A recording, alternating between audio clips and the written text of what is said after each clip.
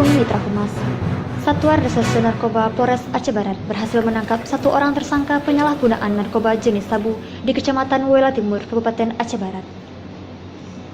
Tersangka ditangkap dalam operasi penggerebekan oleh anggota Satgas Narkoba di rumah tersangka di Kampung Alukuin, Kecamatan Wela Timur, Kabupaten Aceh Barat pada Selasa 26 Desember 2017 sekitar pukul 11 malam. Dari TKP, petugas menemukan 2 paket besar dan 9 paket kecil sabu-sabu dengan total berat keseluruhan 22,56 gram.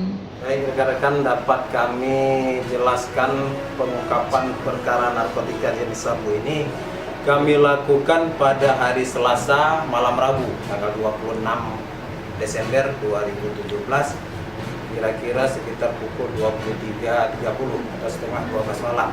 Dari Melabung, Dikda Syakira, Polres Aceh Barat.